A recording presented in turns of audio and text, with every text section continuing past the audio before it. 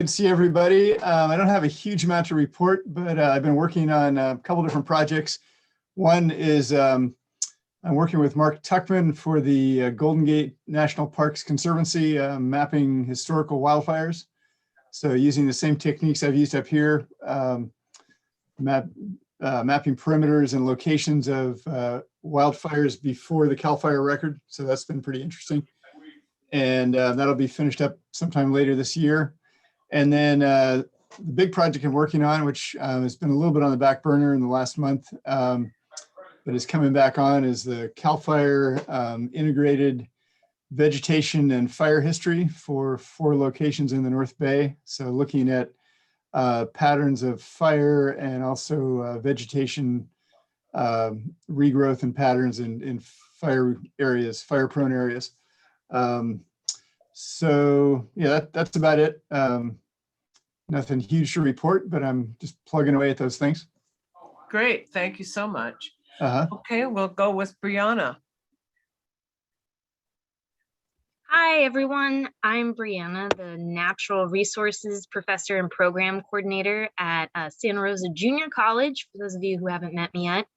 And I'm sorry I haven't been here for the last couple of months. I've had a department meeting that conflicted.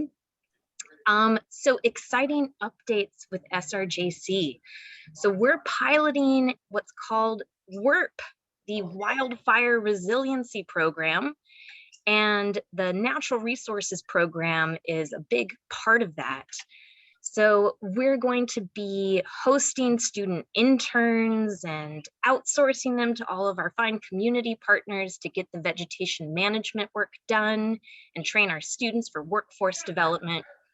And one thing that I've been talking with the lovely Jill Butler and Fred Ufrat about is hosting forest management workshops at our Schoen Farm property. We have 120 acres of poorly managed forest that we would love to have people out and learning how to do some of these techniques for themselves.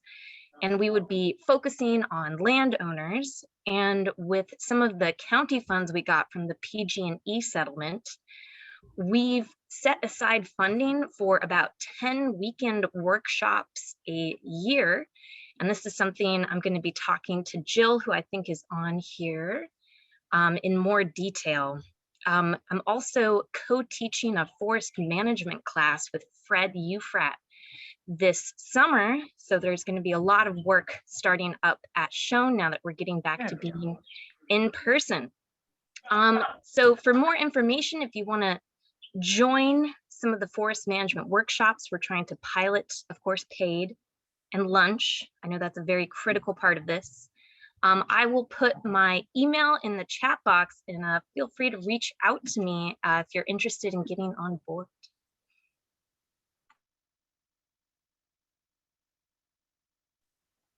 Awesome, thanks, Brianna. Janice, why don't we go to you next? Please introduce yourself.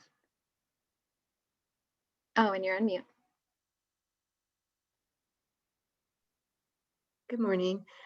Janice Watkins. I'm a board member of Sonoma County Conservation Action. And Larry Hansen of Forest Unlimited alerted me to the meeting. He couldn't attend, but he wanted to, so I'll be taking extensive notes for him.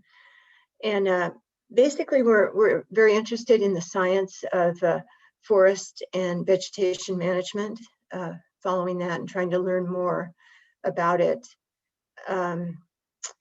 And one of the questions I personally have is how far out into the forests and vegetated areas this goes beyond defensible space.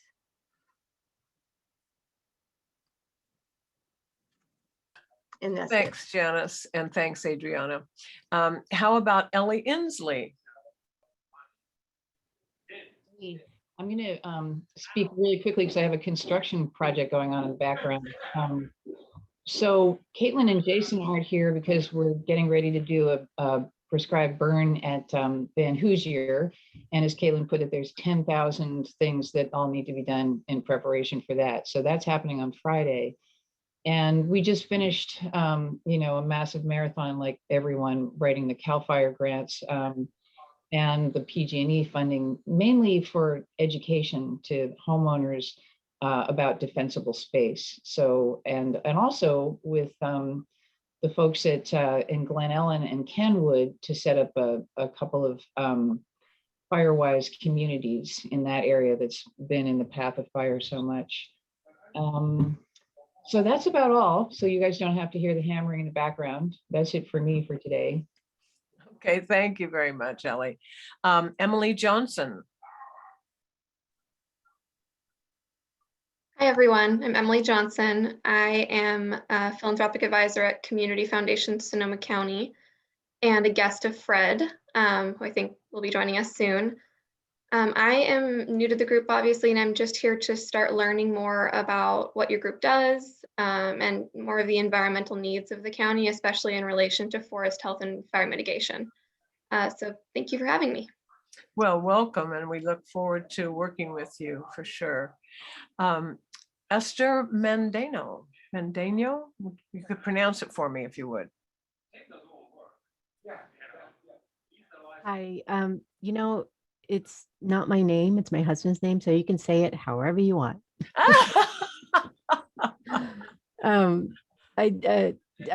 My name's Esther Mandino, and I'm a consultant, but I'm working with the county currently on doing or updating their CWPP, and we just finished 5 public input meetings, which went fairly good. I mean, we had a good attendance, and most folks were able to tell us what they needed to tell us, so that was great. We're currently in the process of summarizing all that information that we got from the public meetings and putting that up on our hub site to, that'll hopefully in a succinct way summarize all of the assets and risk and potential mitigation projects that we all want to consider. Let's see what else. We'll be presenting. We're going to be having a steering committee meeting coming up on June 3rd at 2 p.m.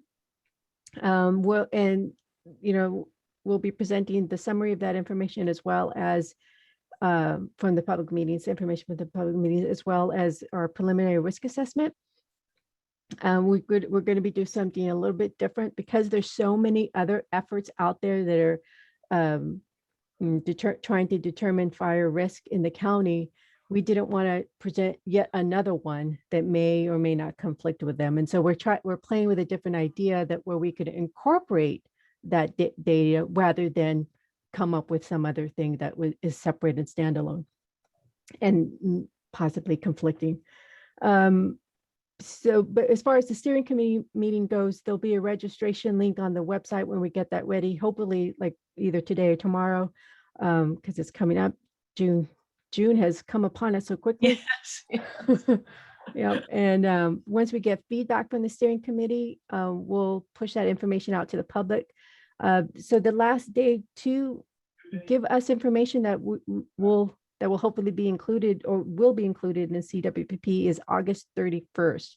So if you want to add any more projects in the CWPP, then do so by then. And you could do that again through the hub site. And I'll put a link in the chat if I can. That would be really nice. And Esther, oh, sorry, go ahead, Dee, sorry. I'm wondering if we can post a link, Adriana, to the registration, and we could send that out, because that seems like a really important meeting to attend and participate in. Is that something that Esther and you can work on?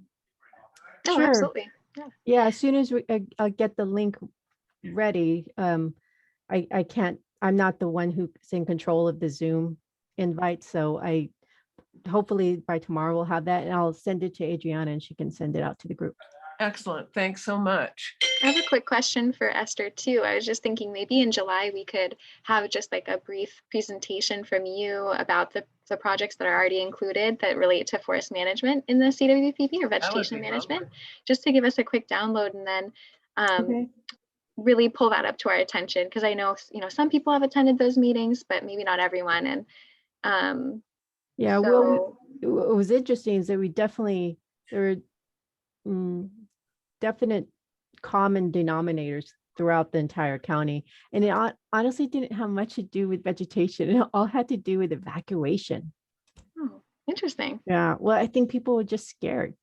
Well, Yeah. it is #1 priority to evacuate. Well, okay, Esther, I'll talk with you offline about that. Okay. Thanks. Thank you. Jill Butler.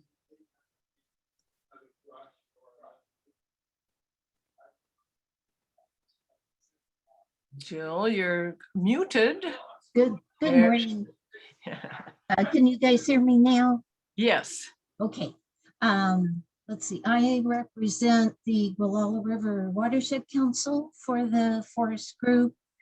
We, due to the Mill Bend project, which maybe most of you are familiar with, we have a new owner of the property where the Watershed Council has had their office for many years, and we had to vacate. So we are kind of between offices and sort of taking a break for a month or so.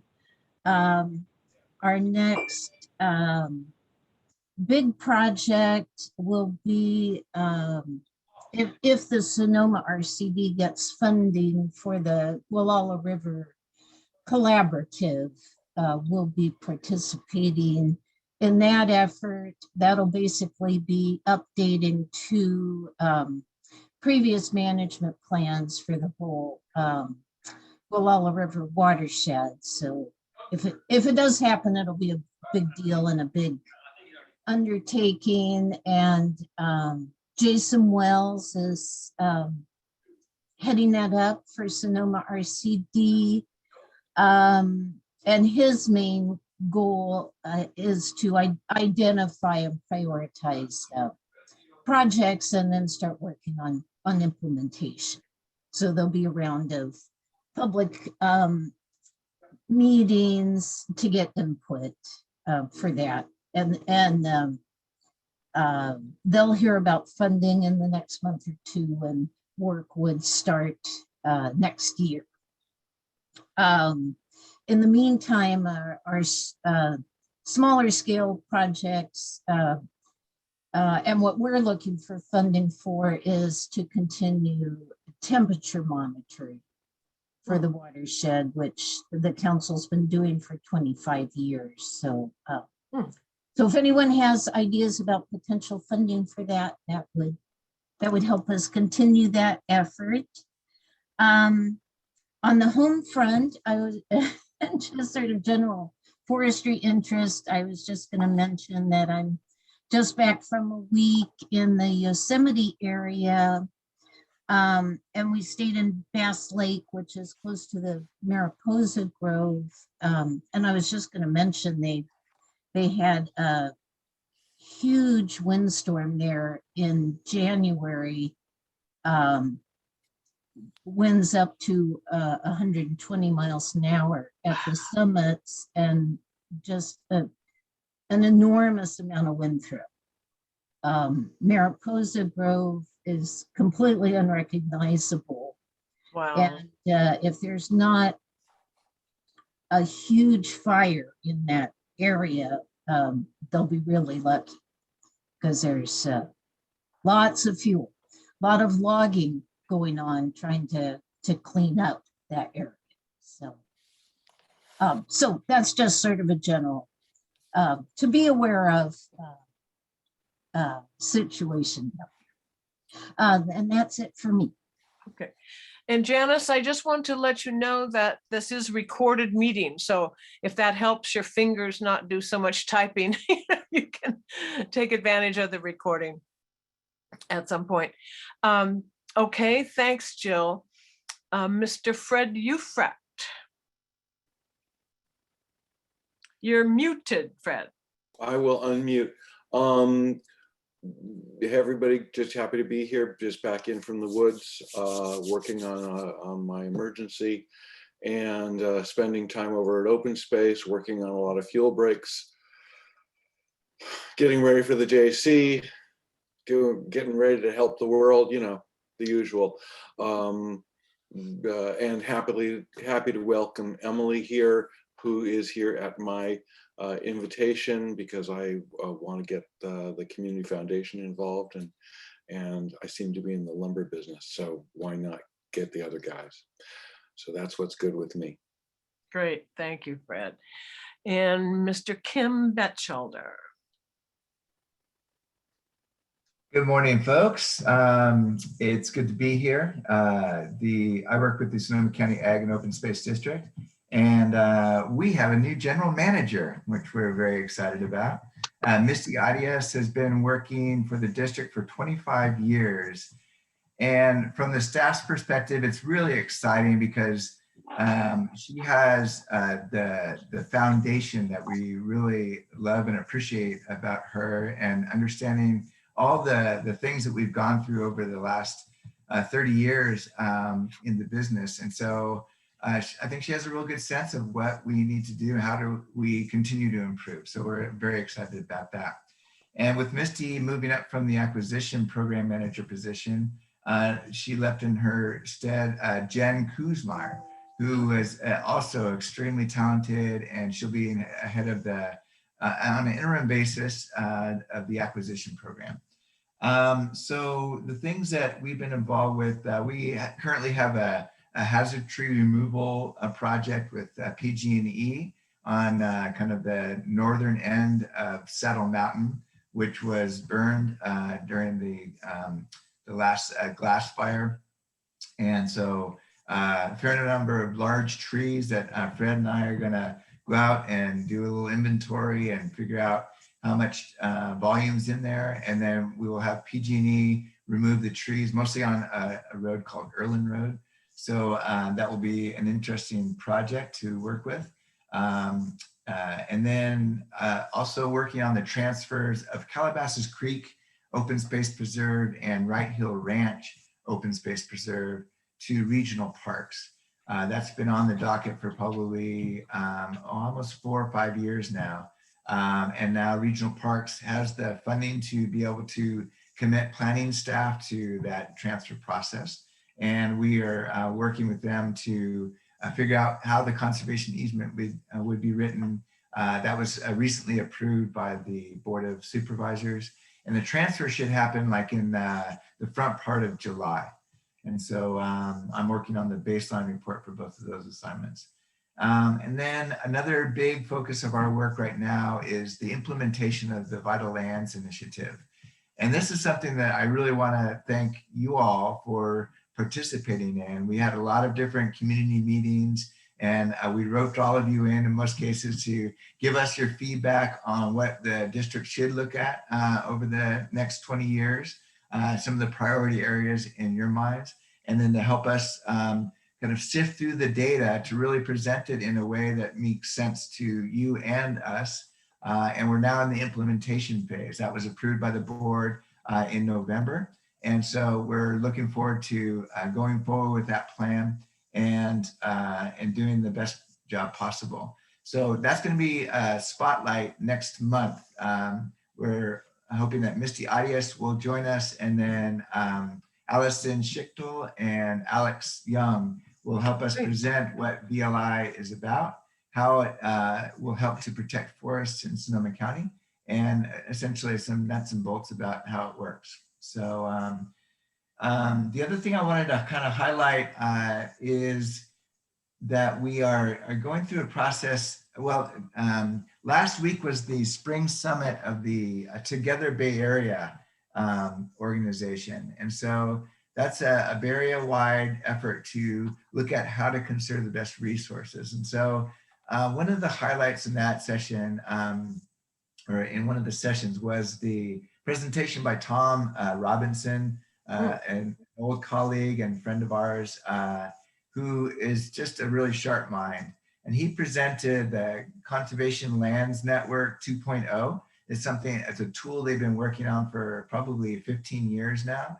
And they produced a new version that's just phenomenal in its ability to analyze resources throughout the Bay Area and help organizations like ourselves to prioritize where we should be protecting land. What are kind of the critical points that could be conserved that would have the maximum amount of bang for buck, if you will. So that was something that I really appreciated. And I think if you look on their website, you'll be able to find more information. But the interesting thing about Tom's presentation is he tied in the Conservation Lands Network to the 30 by 30 goal that the governor of California is currently implementing. And that's the idea of protecting 30% of our biodiversity in the state of California by 2030. And so it's an ambitious goal, but together Bay Area is amping it up to 50 by 250. And so 2050. So the idea is to protect 50% of the biodiversity in the Bay Area by 2050. So these are very ambitious goals, and to have the tools to develop these things, it really kind of kicks our rear end gear to really think about how this is possible and really aim high and to try to think about those things. So it might be fun for us to consider inviting Tom or Together Bay Area to think a little bit about that in the future, if you guys are up for that. Great idea. Great idea. Thank you, Kim. Just want to remind everyone that we just have a short bit of time left for our pieces of information. So be really strategic in what you say. And of course you are, and it's fine if we go a little late. Robert Aguero. Hi, everyone.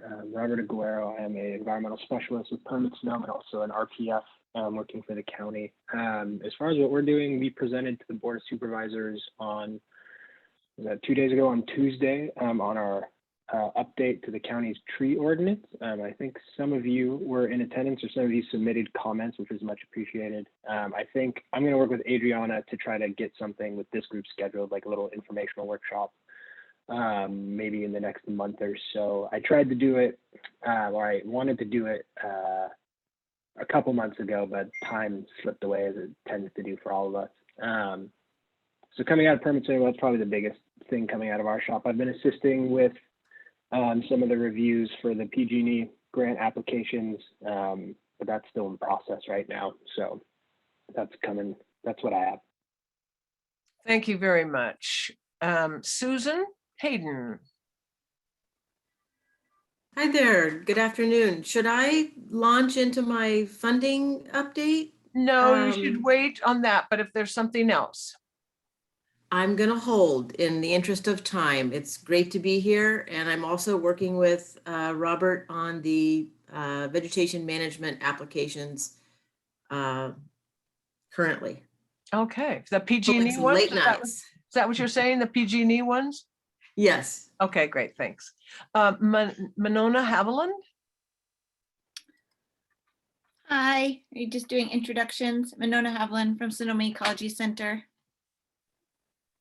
Okay, well, that's good, but step in if you need to say something.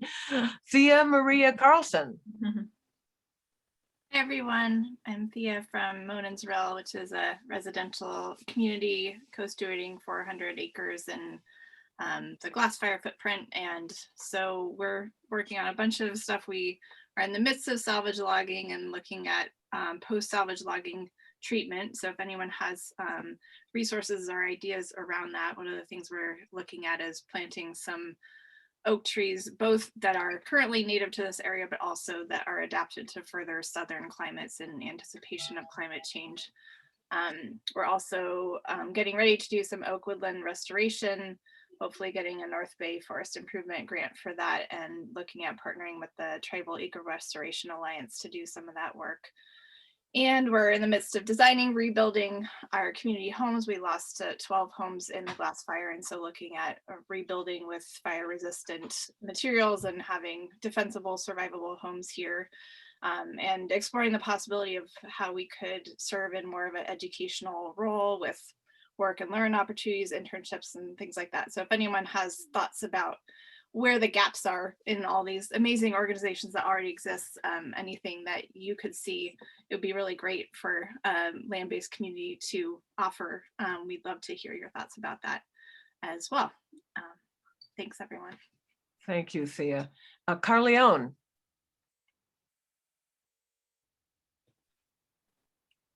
Morning, everybody. Nice to be here. Nice to see everybody. Permit Sonoma, we're still just working away on all of our multitude of projects. I know that Going to the shop. Esther gave you an update on the CWPP, which we're pretty excited about, forward progress on that. And really encourage all of you guys to jump in and participate in that process. We really need everybody's input on that. We're still moving forward with our Wildfire Adapted Sonoma County project, which is providing assessments and in the future some incentives for both defensible space and structure hardening work. Hot off the presses, it looks like we just got another $1 million ourselves, Kim, to do hazardous fuels removal throughout the county from a grant we wrote a couple of years ago. So we have a lot going on. There's a lot more going on than there is time to do it in. But there you have it. So please jump in on the CWPP, go to the hub site, which I know I've posted before, if I need to post that again, or if Esther already did. And projects that you have, if you put projects into the county, or if you're putting in projects for CAL FIRE, probably you aren't here if you're putting into CAL FIRE because they're due today, right? So you're busily working, but please enter projects, assets, risks onto the hub site for the CWPP. That's would be awesome. Thank you. Thank you, Carleone. Did I miss anybody? If I did, just unmute and start talking. Well, I haven't gone yet, so I'll jump in.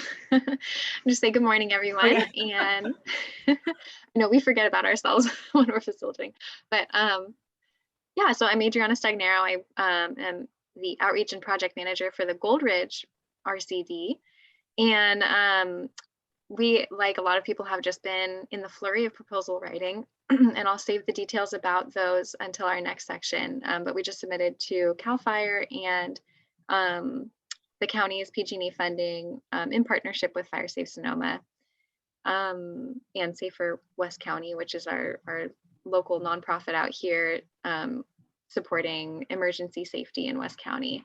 But aside from that, the RCDs, since Jason, our forester, isn't here to talk about kind of the wider world of what the RCD is up to, I'll just say again, we've been very busy writing forest management plans for mostly private landowners, but a few public landowners too, like state parks.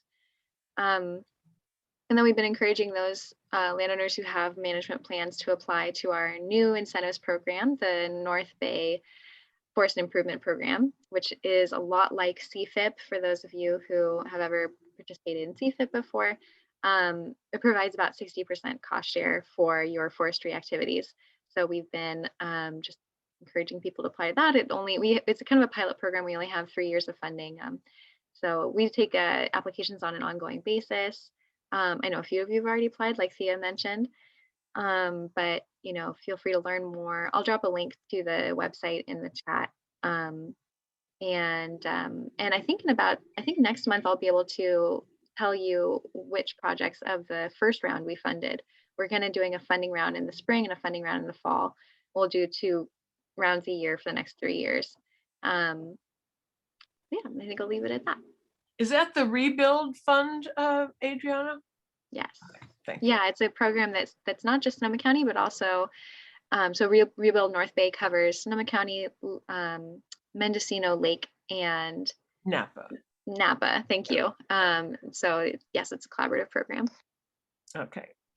Well, good. Well, gee, we did great. Unless there's somebody else, we wouldn't have done great if we missed somebody. Okay. So with that, I think we'll go back to the first item that we postponed until now. So we're going to check in on funding opportunities, and we have 15 minutes. So again, brevity. And so the first item is CAL FIRE Cci Grants, and I don't know what CCI means, so maybe someone can explain that. Those are the is it California climate incentive. It has to do with greenhouse gas emission reduction. Okay, okay. Climate initiative. Oh, thank you. Does someone want to speak to that or more than one? Well, I can kick us off. I mean, I think I've been just really curious. I missed last month's meeting, so I missed when everyone shared kind of, you know, who was going to be applying to the CAL FIRE program this year. But applications were due yesterday, so people should, if anyone is applying, you have it fresh in your mind.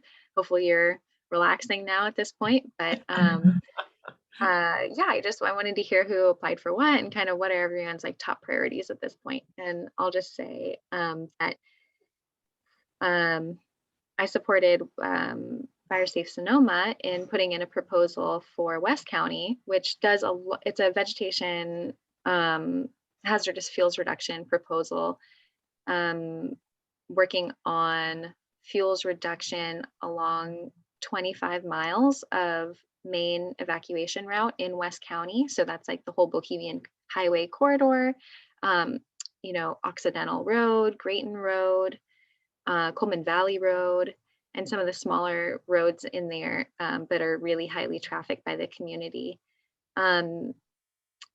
We're also doing defensible space improvements and some shaded fuel breaks. And this is all in that Bohemian Highway area because Camp Meeker and Occidental were identified as the two most high-risk communities in Western Sonoma County. So we've been really focusing on those and getting them support. Those two communities also just finished their CWPPs, their Community Wildfire Protection Plans. So we have, you know, a lot of energy behind the planning and community education, and the whole community is really ready to start, like, you know, putting boots on the ground and shovels in the dirt and getting things moving. So yeah, our top priority is evacuation. I think like Esther was saying, is resonating for everyone. Evacuating is super important. So we're improving our evacuation routes, and then we're also, you know, trying to reduce the chance that a fire will start or spread from structure to structure by doing our structural defensible space work, and then creating some more space around communities to slow fire down in the form of fuel breaks. So this was a really big collaborative project that we're applying with 14 landowners.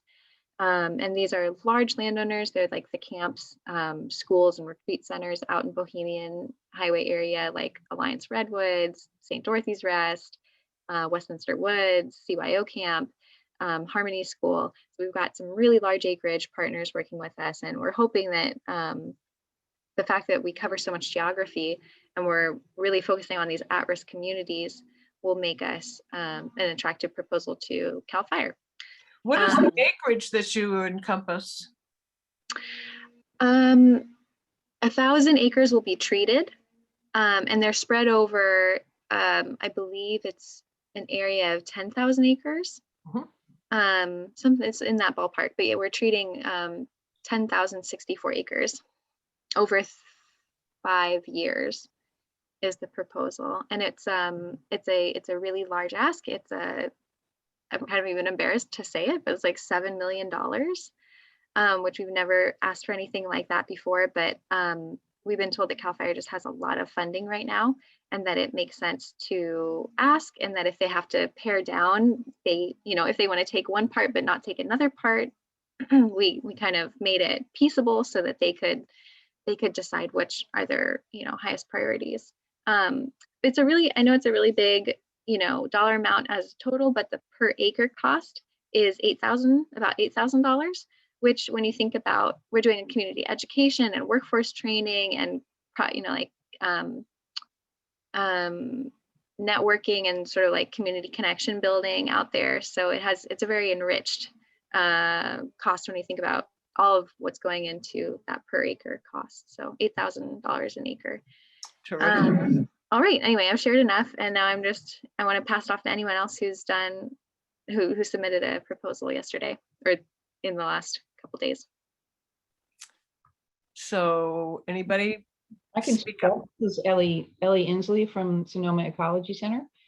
As I mentioned in the intro, we did just apply to both PG&E and CAL FIRE and in conjunction with Fire Cci Sonoma. And so the one project is about education regarding sustainable defensible space, and also which promotes biodiversity. And so we've been doing this for a couple of years now with UC Master Gardener and Habitat Corridor Project.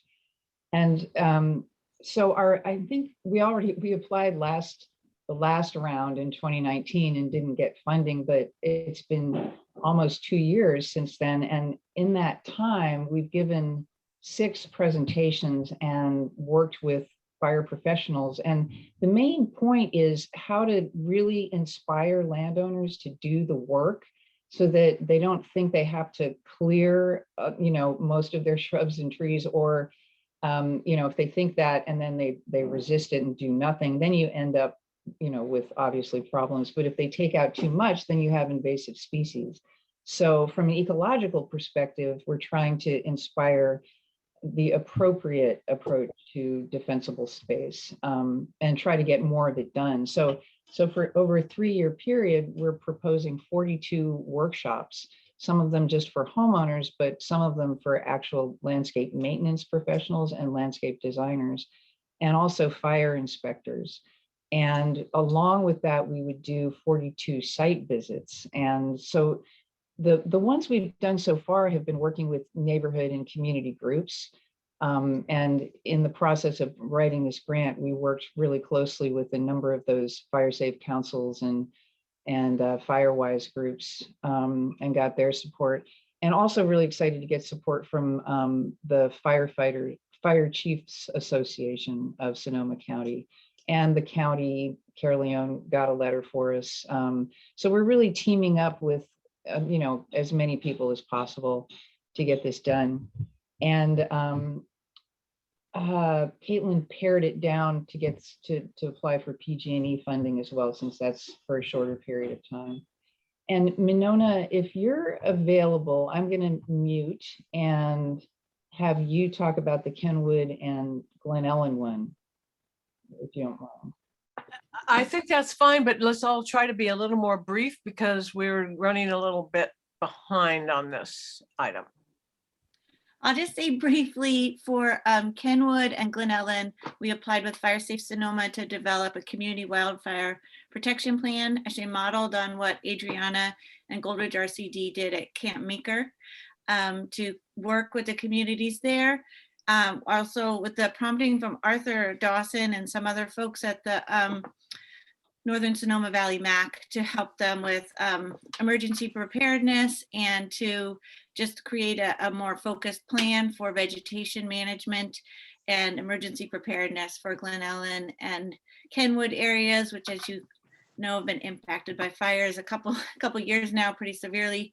And so we're really hoping those will be funded. It's a pretty modest ask for a planning grant, but hopefully will lead to some good management decisions.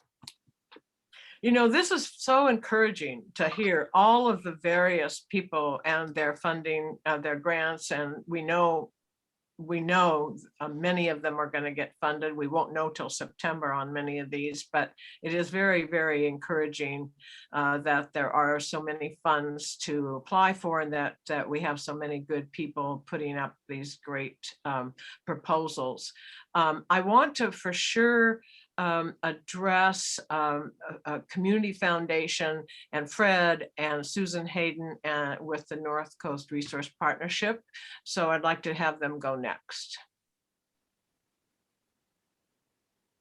Fred, why don't you start? I'll start. I've been talking to the Community Foundation Sonoma County because I've been making a lot of money selling timber, for goodness sake. And I think it's important for that money, some of it, to go back into the community.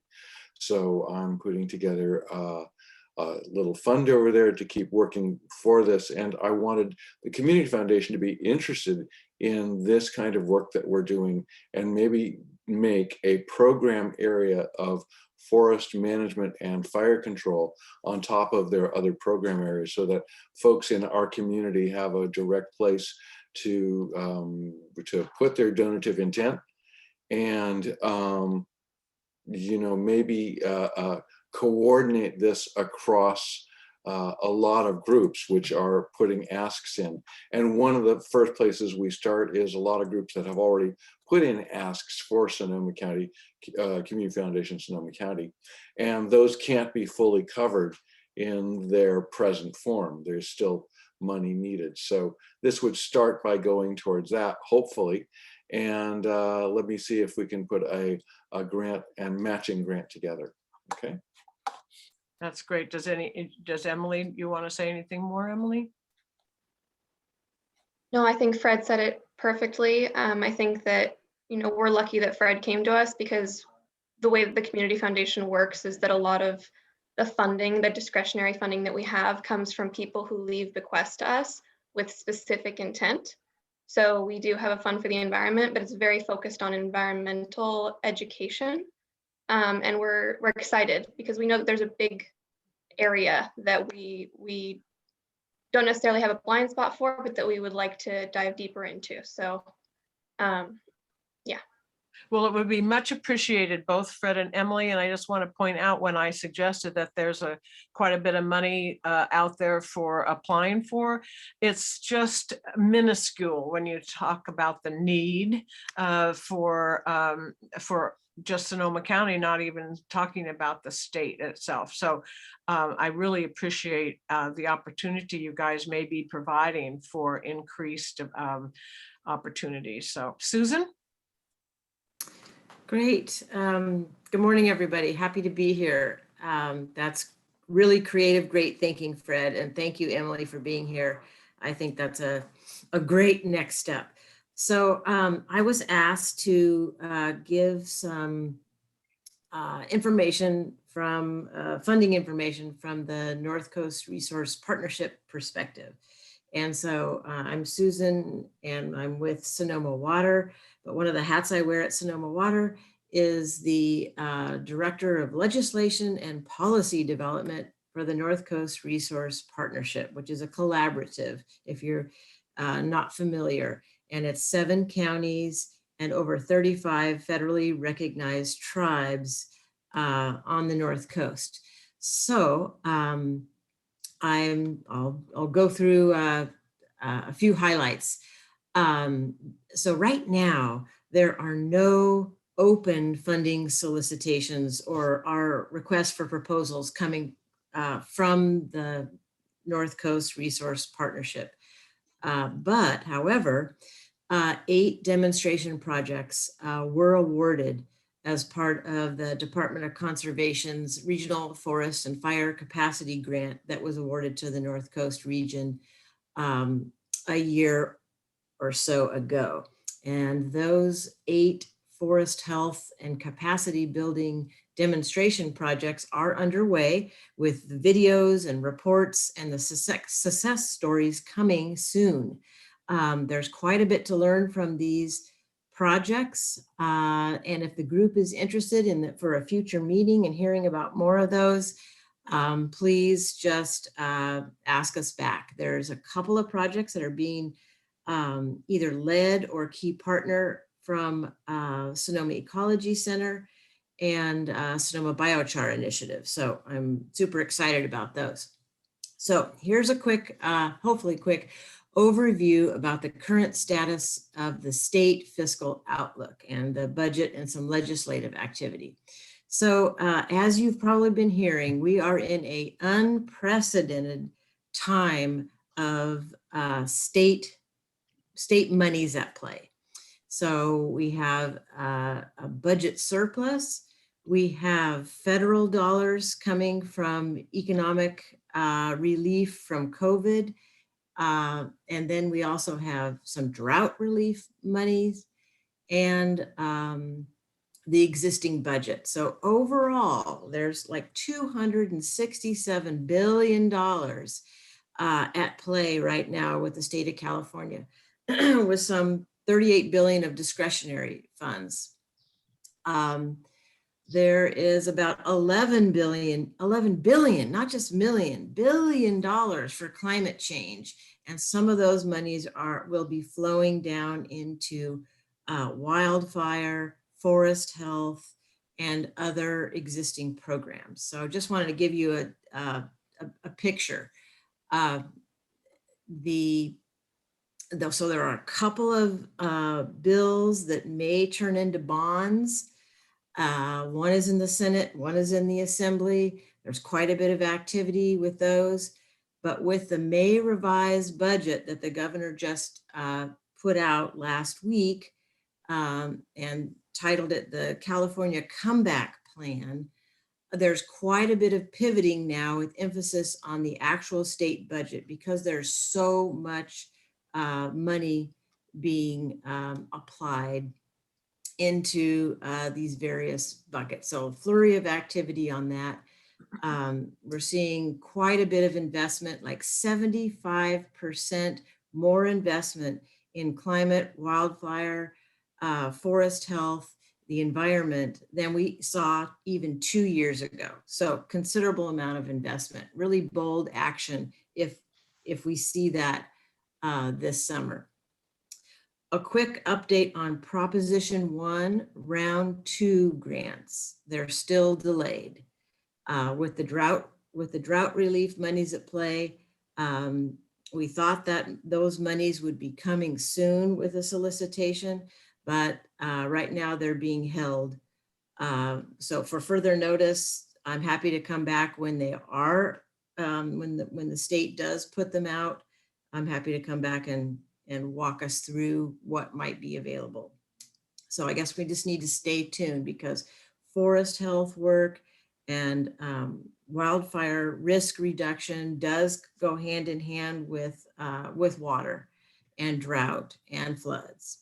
So I think there's just one other bill in particular I wanted to share, and that's Assembly Bill 9. That was introduced by our local assembly member, Jim Woods, and that puts into statute and codifies this regional forest and fire capacity program that the North Coast is working under now. We got a planning grant. So right now there's a bill at the state to actually put this program into an official state program that would ride for many, many, many years. And it's picking up speed. It has quite a bit of support, and North Coast and Sonoma Water and others have been fiercely advocating for this regional funding led by a region, designed for the region. So just wanted to Susan, is there a way for you to give us some ways to find out more information about what you're talking about? Because you're just really covering so much ground, and I really appreciate that. And I would like to know, how everyone can find out more. Well, it's all in different places, Dee. Yeah, that's the problem.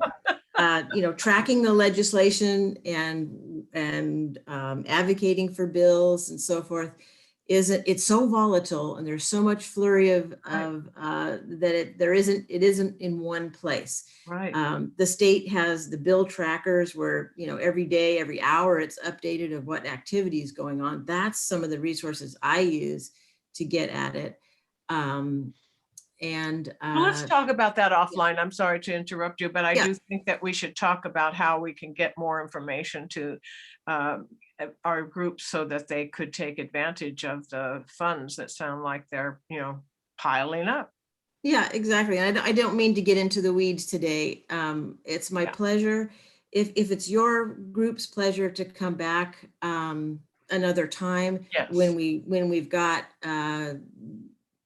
after the budget passes and we kind of see the lay of the land, I'm happy to come back because that information will hopefully be at my fingertips, and I'm more than happy to share with all of you. Thank you very much. Your success is all of our success. So yeah, that's it. Okay, thank you. Other folks, let's see, did you do the Catalyst Fund, Adriana?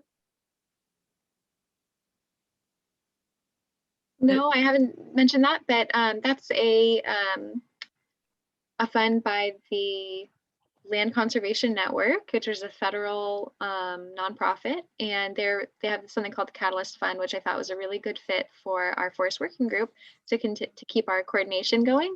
They're looking for organizations that have a specific mission and cover like a certain geography. So for us, that's Sonoma County, and that's our group's mission. So I put in a proposal probably 3 weeks ago, and I'm in touch with them, and I was told that they were very interested in us. So I'll let you know if I hear more later. Good, good.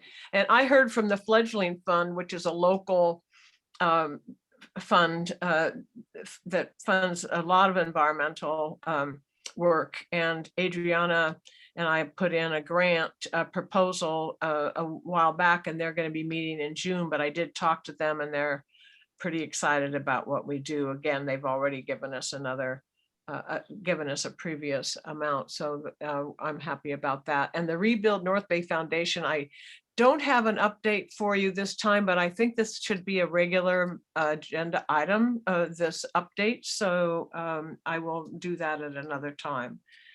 Anybody else with all this good news? Okay. I put in the chat a connection to our website for more information about the PG&E funding for veg management. The deadline has passed last weekend, but we will have future opportunities to submit grant applications. So stay tuned. Okay, great. And my update for the Taking Action for Living Systems group in terms of funding is that yesterday we did put in a grant for a planning grant for the Upper Mark West Creek watershed and parts of Napa. It covers 82,000 acres, and it does a lot of planning that will actually give a lot of people the VTP, which is the CAL FIRE's EIR certification, so that projects could go forward after this planning grant. So we're darned excited about this this project, and we'll keep you updated. Anybody else? Okay, great. Woohoo! Should celebrate. How about a steering committee report? I'm not able to do that. Kim? Oh, in the interest of time, maybe we'll skip over that. I think our report was our meeting was mostly focused on agenda setting anyway. Okay. Is that right? All right with you, Kim? Okay. Yeah, that's fine. And that leads Kim into the 2-year work plan activities. Yeah, I think I'm going to make this pretty quick, but I just wanted to kind of highlight that last month we did formally approve the 2-year work plan. So we're really excited about concluding that process. And now the work. So I want to make sure that we all kind of key in on some of the critical issues that we talked about as far as ways to improve this plan and kind of keep it up to the times. And one of the factors that we called out there was the diversity, equity, and inclusion efforts to make sure that our organization is trying to be as inclusive as possible, which has always been our mission, as well as diverse and has equity to it. So with that, in typical forest working group fashion, our game plan is to try to form a subcommittee who'd be willing to address this, try to figure out exactly how do we get less white males and more generic and gender. I think we do a great job on having gender diversity in our group, but we are missing more participation from tribal organizations, various ethnic groups that are represented throughout the county. I think it would be good to take a look at that and try to figure out what are the best ways to try to include more groups that have greater diversity within our group. So we have been pretty inclusive, and in many ways, I don't think there's any barrier to working with us. But I think having a strategic outreach effort would be something we should really try to do. So I think if you have interest in working on this subcommittee, I encourage you to contact Adriana and just send a quick note saying, yeah, I want to be part of this subcommittee. And then we would organize a separate meeting to figure out exactly what our game plan would be. Okay. Are there any questions or other comments? I just have a comment. Thanks, Kim, for all that. And yes, I want people to feel welcome to reach out. And just a reminder of like, I think our goal is not only to make ourselves more accessible, but also to fold in stakeholders that just aren't at the table, right, or aren't at our meetings. And it's not exactly like I know diversity can sound a little bit like a performative thing, but I think in our past meetings, we really found that there are stakeholders that matter that we need to engage, and we just haven't had the chance to engage them, like our vegetation management crews hired by PG&E, or other crews that are doing work on farms that have forest land on them. Yeah, tribal stakeholders. There's a lot of people working in the woods and who rely on the woods who just haven't had a chance to engage with us. So we want to open that door to them. So yeah, if anyone feels inspired to participate in this committee, please let me know. You know, I have a suggestion about this, and that we do calendar a time on the next agenda for this item, so that we have 15 so minutes to talk about it, because there's probably lots of groups have some type of diversity program already, and we could learn from that, and we could brainstorm some ideas. So rather than, and certainly we should form a little ad hoc group, but I think it would be really good to start it off with talking about it amongst everyone next month. Is that possible, Adriana? Yeah, absolutely. That's a good idea. All righty. Oh my gosh, what happened to the agenda? It went away. The agenda went away. There it is. There it is. There it is. Factors that we talked about in the work plan were opportunities to support local forestry and fire fuels workforces.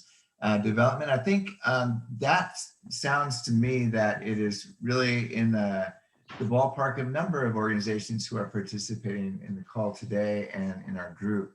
And that's the SRJC and the forestry workshops that they're going to coordinate. The UC Extension is also coordinating forest management training for landowners. And so we have a number of different initiatives. And I think as best as we can, we try to make sure people are aware of those via our website. So I think we're doing a good job there. And then also something I think we need to have a greater amount of attention to is the increase in local forest land conservation. And so I obviously take that very much to heart, because that's really what the Ag and Open Space is all about, is forest conservation as well as other land conservation. So I think we could do a good job as a working group to assess who all is involved in land conservation in particular, and then present to the Forest Working Group the different types of efforts that are out there, so that people are aware, because this is one of the tools that the Forest Working Group has tried to incorporate into our forest stewardship events over time. But I think we have had less participation of key land conservation groups like Sonoma Land Trust. Obviously the Ag and Open Space is involved, but other institutions and organizations who do land conservation. I think it would be good for us to give a little presentation about what that's all about, if you guys are interested. Yeah, I really think that's a great idea. And I want to point out that all the grants that everybody is applying for, and that many of us will, be getting, cross our fingers, are going to create jobs. And that's a really important thing for us to remind, put into our applications that this is how many jobs, that can be created with this money. I think it's a really important piece. So I just wanted to point that out. And I think your suggestion, Kim, to keep talking about this, is that what you said at another meeting? I think I think that would would be be a good key. idea, yeah.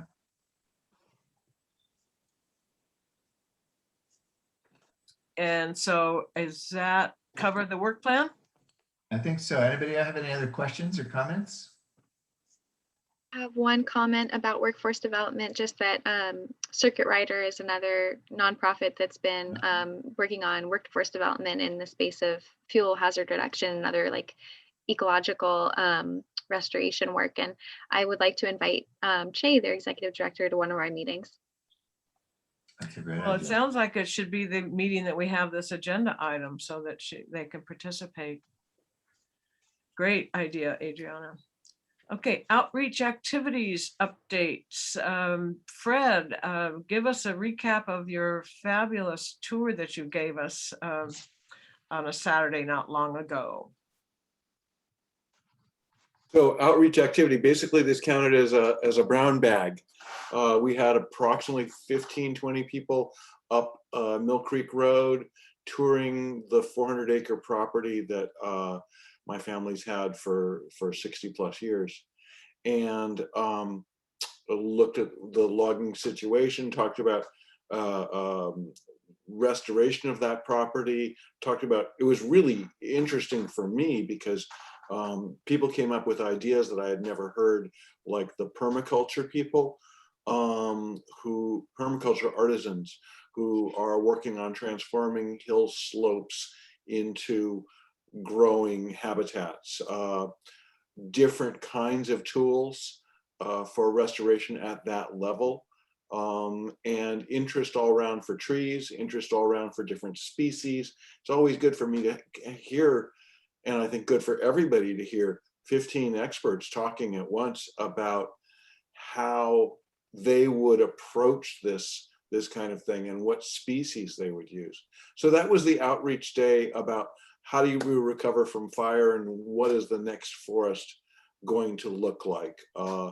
I proposed eucalyptus and that was, it got everybody worked up. It was good. And I also proposed Italian cypress so we could Toscanify the hillside.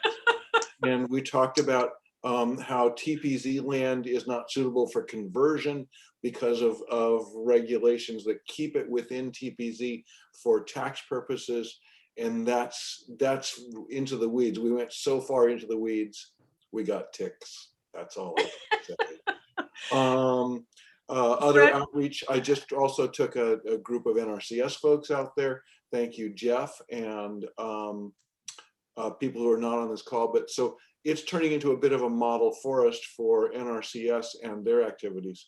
For those of you who haven't heard earlier, we've done more than 400 acres of forest improvement over 60 years on 400 acres. So it was a good time to have discussion about where does the landscape go.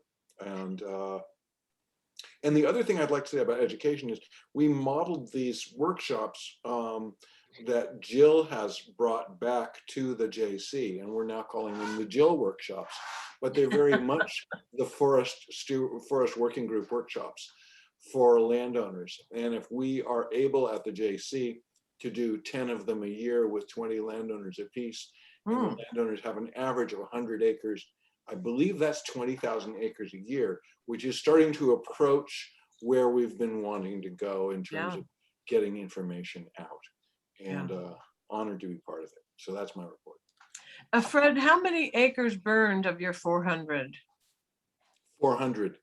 I just wanted people to understand that don't know, Fred's history and what really happened there. Some areas burned less grievously than others, but all of them killed the Douglas fir. All of the burn killed the Douglas fir. It was a good underburn in some places, and it was a fierce canopy fire with 300-foot flames in others.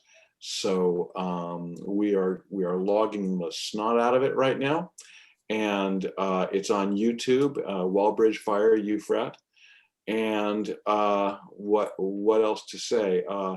Could you describe what you mean by logging the hell out of it, Fred? Because some We're people might removing go, all the oh my God, you know.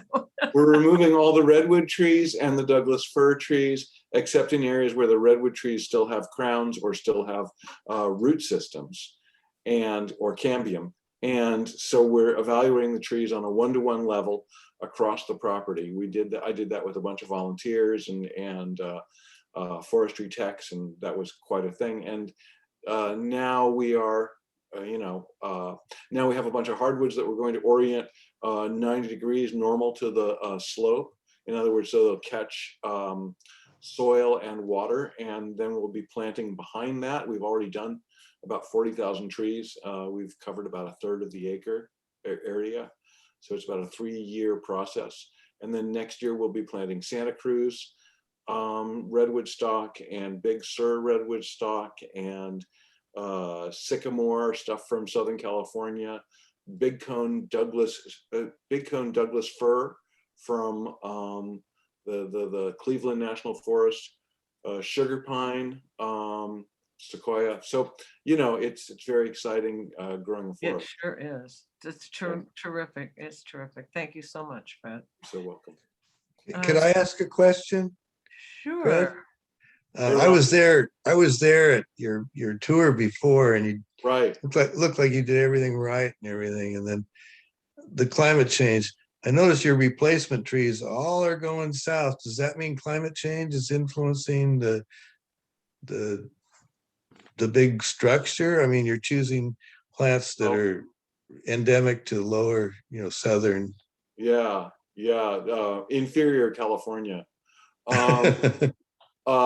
So yeah, I'm basically seeing, we've always lived on the edge of the rainforest in the Sonoran Desert, and it slipped. And the rainforest moved north and the Sonoran Desert moved north as well. So yeah, I'm planting as if we were San Diego, Baja California, Ventura, hoping we still get enough water, hoping we still can have things live, but not expecting 90 inches of rain for redwoods. We were getting 65 inches of rain. We've probably gotten 20 inches of rain this year. So maybe California pepper, maybe olive, and we've got some water amendments. But thank you for the question. And it's something I think about every day, Ron. And night, I imagine. That's when we listen for the sirens. Oh. Well, thank you again. Let's see, we have now Jill Butler, Fred, Brianna on the boot camp.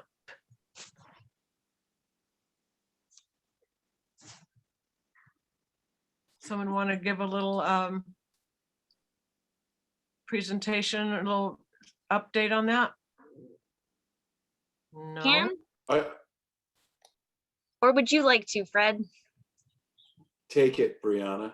Okay, thank you. Thank you, Dr. Ufrat. So we would love to host landowners at Shown.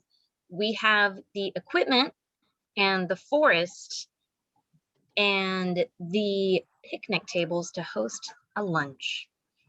And right now we've set aside money for 10 workshops, weekend workshops a year, and that would compensate both the instructor's time. And the idea right now is to run it through, for the JC bureaucracy, through community education. They will do a lot of the legwork, including the registration for people signing up. The cost of it would depend on what you guys prefer, $10 a day, ballpark, something like that, but essentially enough to cover the lunch. And running it through community ed, that will take a lot of work off of our plates in terms of that. And for scheduling, we've still got some COVID restrictions, but my dean is talking to the higher ups currently And right now we could start it tentatively as early as July. June might be a little ambitious. July might be a little ambitious. But I'm more than happy to chat. And I know Jill and I were gonna follow up about this in more detail. But that's the plan right now. Wow, that's amazing. I'm just so thrilled to see this coming together. Me too. Me too. And as Fred mentioned, that's a lot of acreage and a lot of people trained. It's just fantastic. It's like a dream come true for the forest working group. It is. Who are your instructors again, Brianna? Is it the old team of Fred, Jill, and Yes, yourself? exactly. Yeah, I will be there for all of them, helping and facilitating as much as is needed. And right now, Jill and Fred are the main team on board. Do you need any coordination or help of any kind from Adriana or us? It would be great in terms of getting the word out. If we run it through the JC Community Ed, they'll take care of a lot of the legwork in terms of people signing up and doing the registration. But for getting the word out, I would love to post these opportunities through the Forest Working Group and other organizations or listservs you guys might know about. For sure. And just to say, like, the fact that the JC is going to do the registration and all of that is just like, wow, that's amazing. I love that we don't have to worry about that part, but we're super happy to help advertise. Yeah, I was happy to hear about the existence of Community Ed as well. The other great thing is that the working group does have kind of a staff of experts who are with us in a larger sense in our anarcho syndicate manner. So we have UC Cooperative Extension and the universities.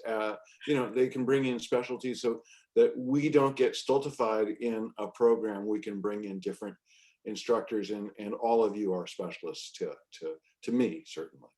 So thank you, and it's great to be able to do this.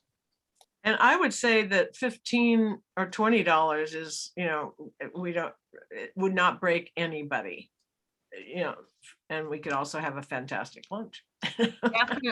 Definitely. And I've just acquired a lot of new electric chainsaws, which are a lot easier to train with and use.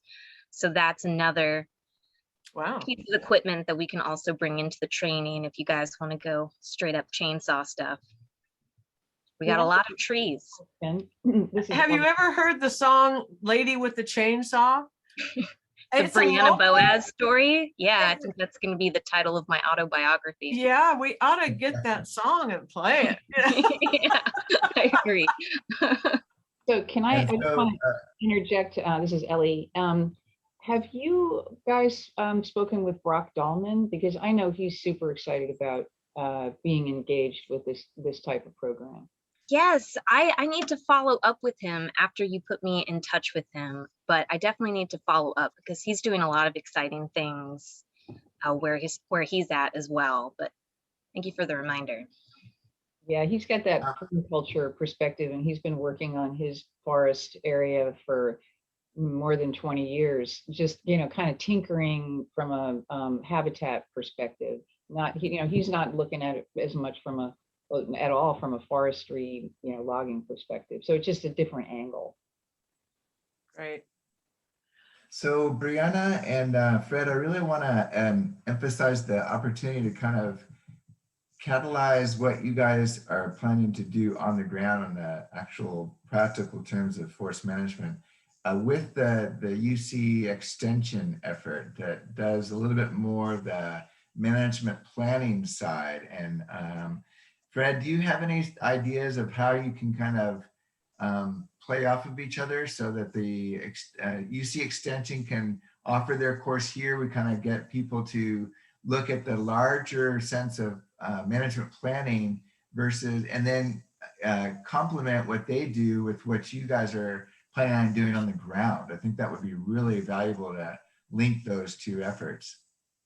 Well, I was planning on leaning on UC for technical expertise, but I think leaning on them for what do landowners need. A discussion with Yana probably is the first place to start, as well as Bill Stewart and those folks, because they would certainly both have the resources and have the capability. It's just, it's not just anything. It'll work.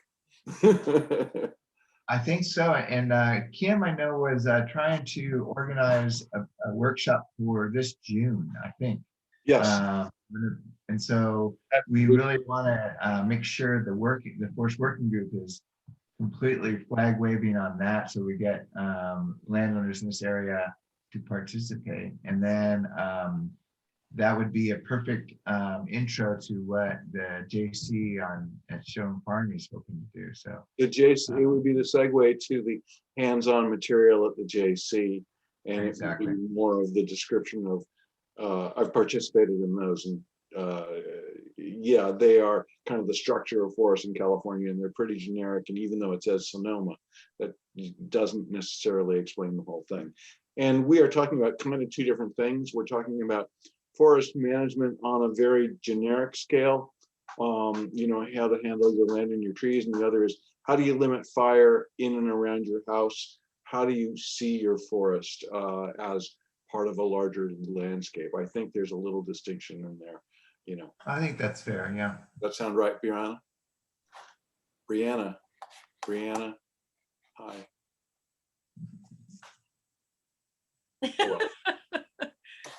But if someone was trying to talk to me, there was a helicopter that went over my head, so I didn't hear anything. I was saying it's going to be a little more of a hands-on course than a political course or a discourse course. I concur. And Kim, were you mentioning the, I think it's the UCANR Forest Stewardship workshop that's coming up? Yeah, I am signed up for that and can do a shameless plug for the Forest Working Group workshops. Very nice. I think that's perfect. I don't think it's shameless. Be shameful about it. I will have no shame then. Yeah, no, I actually took the course and kind of to understand exactly what they're aiming to do. And I gave Kim a lot of feedback about ways they can improve it, but also making sure that we get a course here in Sonoma County. And I agree with Fred that it is at a different scale that many landowners are not very familiar with. So it is a good introduction to what does a registered professional forester do, and how can they serve you? How do you choose one? Those types of things. Whereas the SRJC course is just perfect for the hands-on, on the ground things that a forest landowner needs to know. So kudos for developing that, you guys.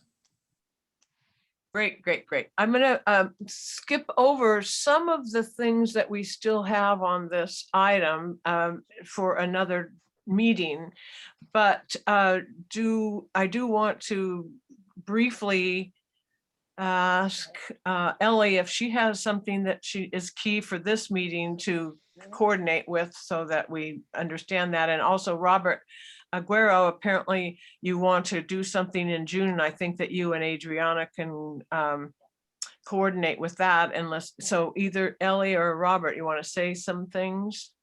Just quickly, the SEC is going to be giving a presentation to the Fire Safe, Fire Alliance group next Thursday, I think at 10, about our, sort of some preliminary thoughts about best management practices for sustainability and biodiversity in vegetation management. And Roberta McIntyre and Kaylin Notch are kind of organizing that. So it's kind of basically lighting a fire under us to finally get that rolling. And then I think after that, we'll be a little better organized, and we can bring it to the Forest Working Group. Okay, that sounds great. And then Robert, was I correct that you can work with Adriana on getting a schedule for your tree ordinance discussion?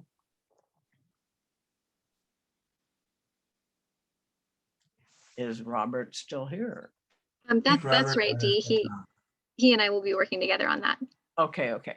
And then agriculture and forestry, I'm gonna keep following up with that. And my thought was that farmers, vineyard owners, they have lots of trees around their actual production areas. And I'd like to bring them into the forest health discussion, and I will continue to work on that. But I just wanted to say that that's what I will do. And is there any one of the other on the list of outreach activities, Adriana, that we should talk about? I'm looking Thank through. you. I know Peter isn't here to talk about a tour of the Pacific Union College, but that's something that he has offered many times to do. So it's just a matter of getting a date with him. I mean, we do have, yeah. I mean, if there's nothing, if it can wait till next month, let's do it. But if there's something we should talk about now, let's do that. Just to mention that we have on the agenda Living with Fire, and that's, as you can see, there's 9 different possible site visits that we could try to coordinate, and it's very it's undeveloped right now, but that's the game plan, is to try to organize a site visit a la Fred's incredible tour, to do something where we get a chance to see some of the tools that are being applied by public agencies, private landowners, and that type of thing. So just kind of keep that in the back of your mind, probably for something in the fall. Okay, great, great, great. So future agenda items, we're going to have, I believe, next month, Pepperwood on their Wildfire Fuel Mapper. Oh, no, that's this month. So sorry, next month we'll be having Ag and Open Space District. I did. Okay, so they're doing it today. I'm sorry, I got the wrong agenda in front of me. And suggestions for July, August, and September. Anything you want to say about that, Adriana? Well, I think we've talked about a lot of good discussions that we would like to have as a group. And so I have a lot of notes about that, some items to put on the agenda for the next few months. But as far as the presentation goes, I don't have the list in front of me of all the speakers we've ever talked about having visit us, but we have a really long list that I'd like us to consult. And but do we have something for July, for example? Do we have something for July?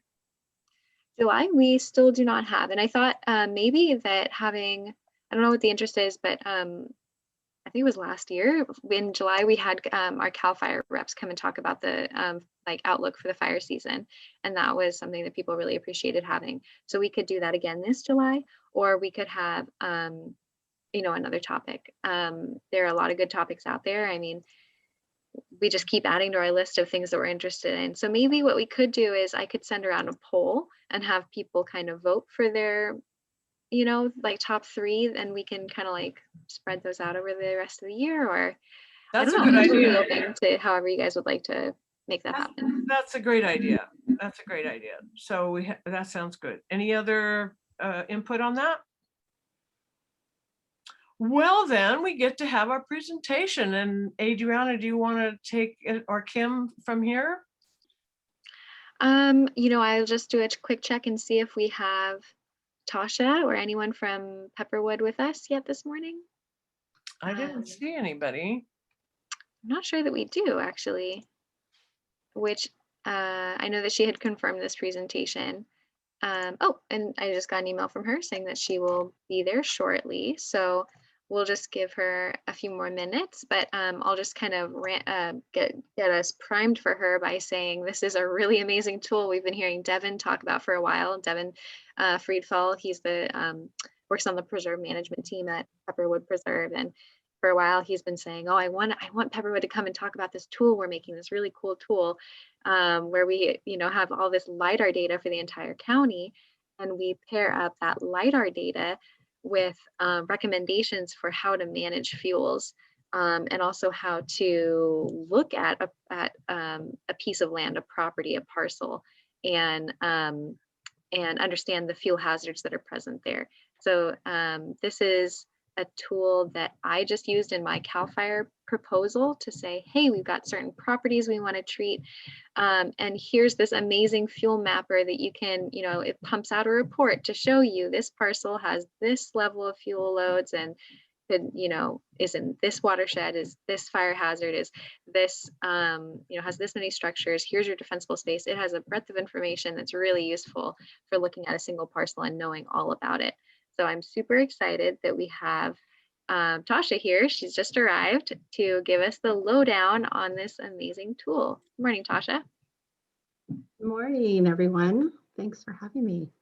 Thanks so much for coming and making time. Great. Are you ready for me to jump in? We are. We were just kind of like setting you up, and whenever you're ready, if you need a minute to pull your files up or whatever, just let us know. Okay, I think I'm going to go. Let me share my screen. Okay. Okay, can you see that? Yes. Yeah. And can you hear me well enough? Mm-hmm. Okay, great. Well, thank you so much for the opportunity to share with you today some of the work that Pepperwood and our collaborators at the UC Cooperative Extension, my counterpart Stephanie Larson and I have been working together on this project. Just a tiny background, I am the conservation science manager at Pepperwood. I came on board, I think maybe 3 weeks before the Tubbs fire actually came through Pepperwood. So it's really been a very full time. And since then we've had even another wildfire. So our response after the fire, after the Tubbs fire in 2017 was to really step back and engage with the community and ask, like, what are the needs that we hear? So we organized and participated in a whole series of listening sessions. And what we heard that was sort of actionable of what Pepperwood could help fill was the need for a higher resolution fuels map.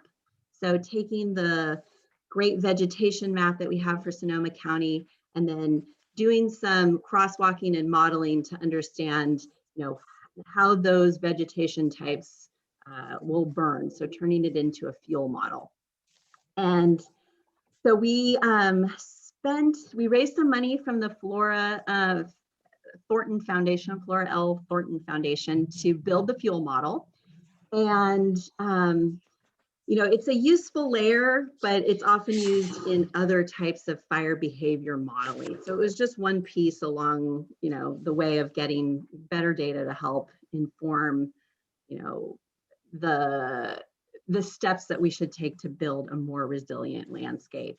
And so what we realized, though, is it's hard for people to, use this layer. So we proposed to build a decision support tool or an online toolkit that would help make that information more actionable and really get it into the hands of people that want to plan fuels treatments and vegetation management on their landscape. So really the core audience for this are landowners, residents, and our intent with it is really to just raise the level of basic knowledge. So we have different parts of this that I'll walk you through.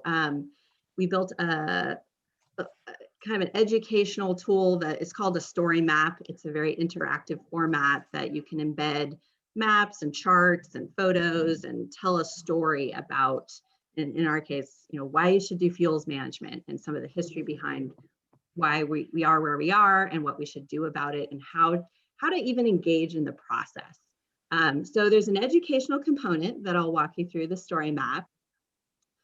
And then embedded in that is a tool that was mentioned, the ability to drill down right into a specific parcel or even a watershed scale, and then spit out a report that mostly contains different types of maps on vegetation and slope and all of the kind of key ingredients you would need to plan a project. So it's intended to help you engage with an expert at that point, you know, a registered forester or others that will help you actually get to the treatment plan piece. So it's we envision this tool as kind of a step towards implementation. So, so what I'm going to just do is give you a tour of the website and the tools, and then we're getting close to wrapping this up. Like, we have all the bits up, and we're in really a beta testing phase right now,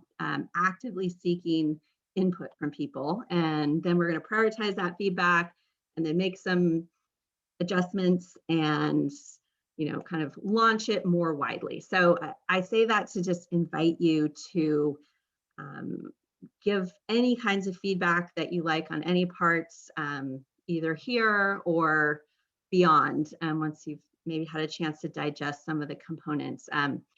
So I'm looking for, you know, what resonates with you, as well as what might be missing, or of course, any kinds of errors we need to fix as well. But so that's an invitation to you all. And with that, let me get my window out of the way here. Okay, so the home page for the Wildfire Fuel Mapper is wildfirefuelmapper.org. And when you're here on this home landing page, one of the places that you can start if you're new to it is called this button here, Learn About Fuels Management, which launches the story map. So you'll let that load. And I'll just kind of scroll down here to give you a sense of it. You can see there's almost like a sub navigation here that you can skip between components of it, and it helps you orient to where you are in this longer sort of interactive display. So we're trying to set the stage of what has been happening in Sonoma County in terms of acres burned, the geospatial distribution of that across decades. This is sort of interactive. You know, you can click to, this is what it looked like in the 70s, and look at the 80s. And then I hope this depicts the story here of what's been happening in our area in the last 10 years, kind of a dramatic increase there. So let me keep on scrolling down. I'll let you all explore this, but this is a format that you can embed videos and other types of media in as well. So our tool is really intended to help people sort of outside of the home piece. We think that the home hardening is absolutely where you should be starting around your home and working out. And there's many resources that we try to point people to find out how and what you should be doing there. So we put the community piece and the home piece up front here, but our tool specifically is more about what you do kind of outside of that zone to improve forest health, as well as reduce your fire risk. So we have a series of other types of threat maps that help you identify. The CPUC is the California Public Utilities Commission, some Cal Fire Hazard maps. We have pulled in a whole series of existing data sets. I told you we did build the fuel model, which is in here, but also just bringing together many of existing Cal Fire and other publicly available data sets. And I can talk more about the data itself. So I won't spend a ton of time on this. You can explore it on your own, but just to leave you with that general sense that we're trying to do some of the background education on terminology, fire behavior, and then really focus in on this wildfire ready landscapes component and what types of fuel treatments are appropriate for different types of habitat, and giving some background and examples on that, what these different types of treatments are, before and after type of photographs, and just the overall toolkit that we can use to reduce our risk. This section here, out of balance fuels, is our history section of sort of why we're in the position we are here, what types of land management practices or suppression of have put us into a place where our forests are out of balance. So again, love to have any input from folks on any parts of this. And then it gets down into, you developing a fuel management plan and sort of high level guidance on what the main steps are. And then some more description on those steps, as well as, tools and resources that link to other parts of the site that help you engage in these different components. So one of the main tools are these custom reports that you can drill into. Let me zoom out here so I can. This is a basic web app that is embedded inside of the story map. Alternatively, if you're over here on the home page, you can go to this, zoom out of the way, this custom maps page. And this gives you a view of both where you can generate a parcel level report as well as a watershed level report. And the way you do that is you can navigate up here, zoom out, say, just to give you a sense of the scope. This is a county-wide tool. We have cut it off though at 3 acres. So below that, if your parcel is less than 3 acres, there's not a report for that.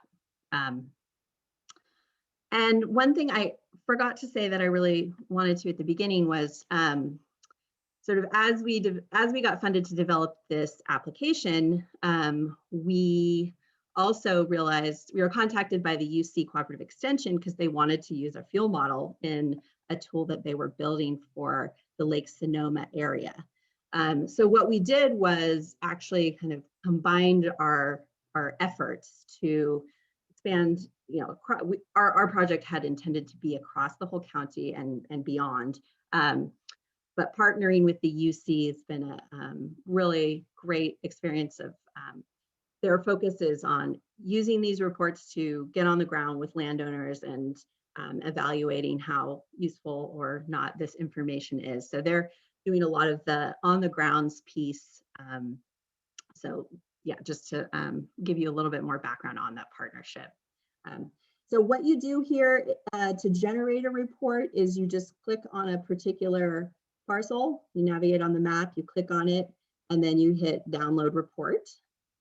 And what comes out is this standardized report that gives you your APN, address, acres, and then on this front page summarizes the amount of vegetation, number of acres you have in these major vegetation types, your classifications of your parcel regarding CAL FIRE hazard and threat maps, fire history, etc.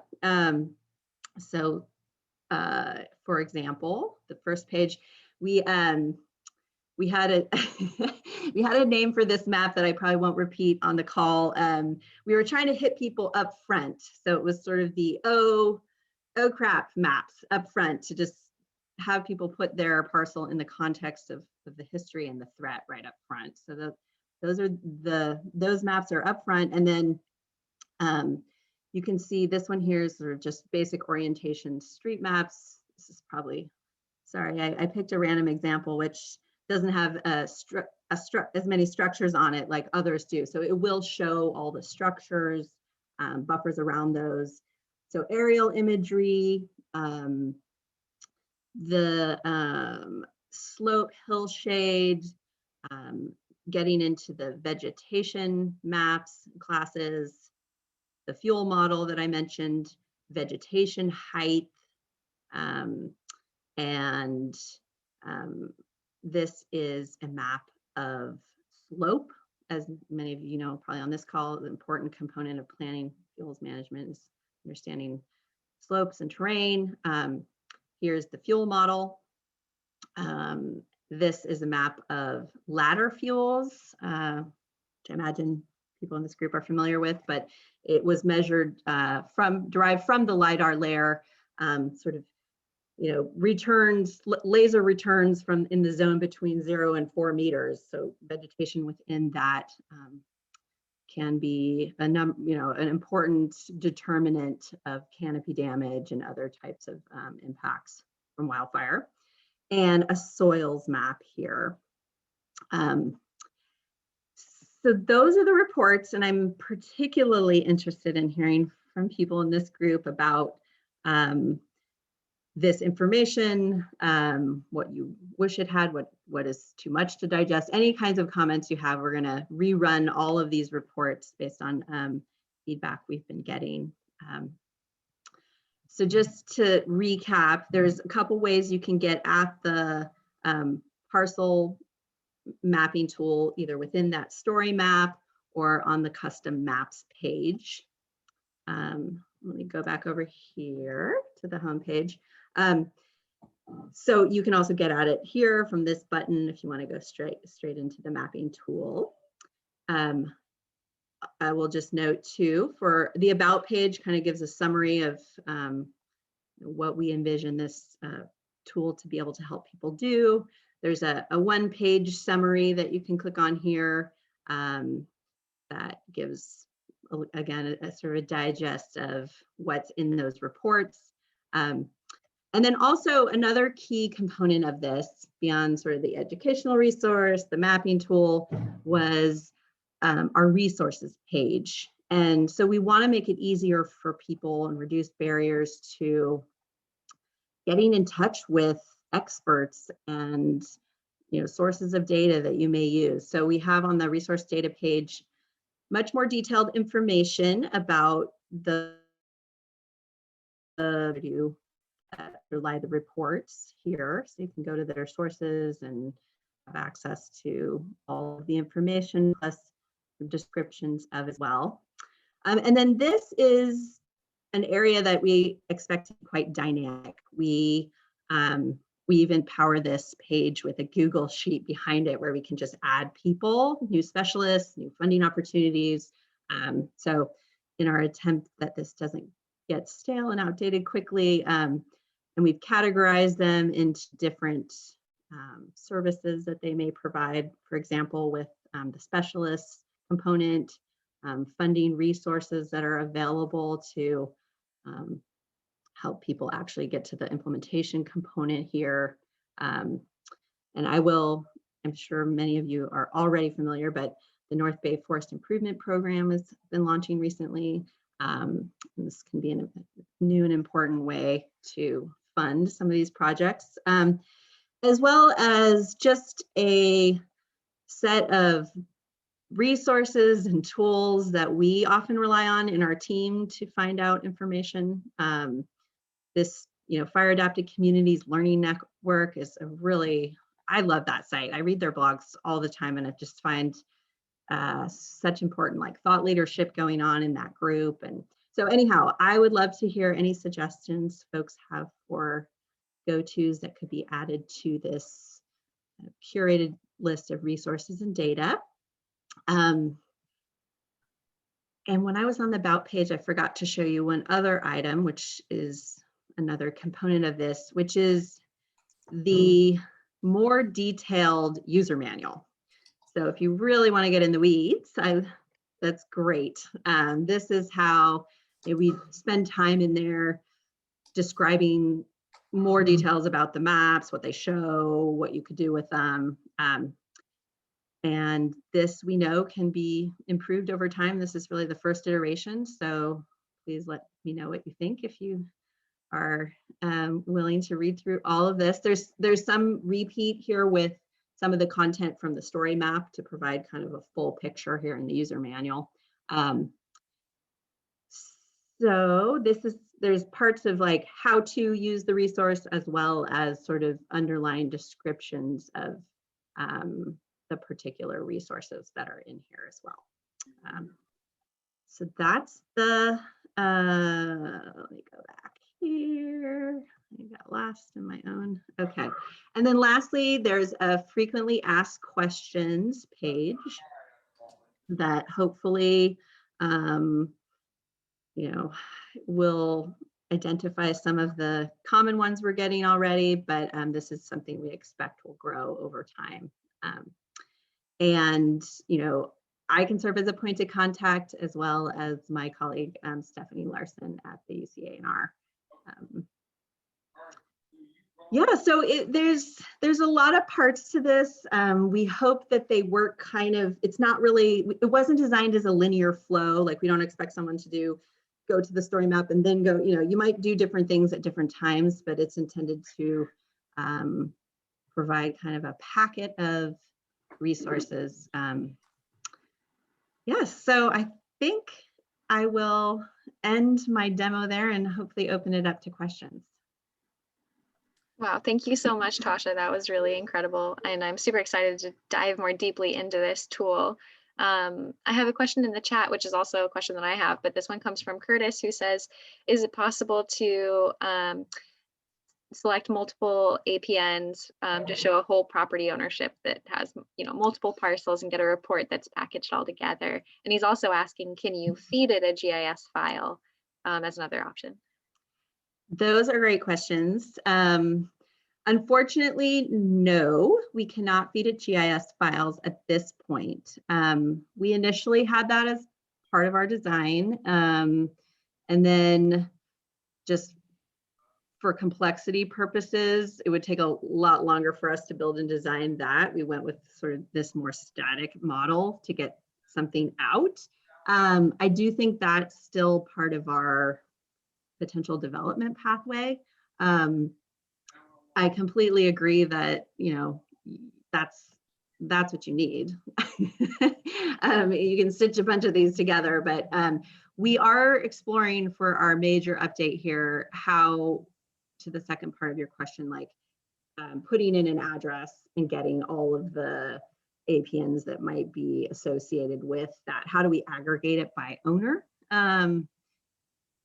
I don't know that we've cracked that yet, but it is, I would say that's probably the number one thing we've heard from people, and are looking for a way to make that improvement. Thank you.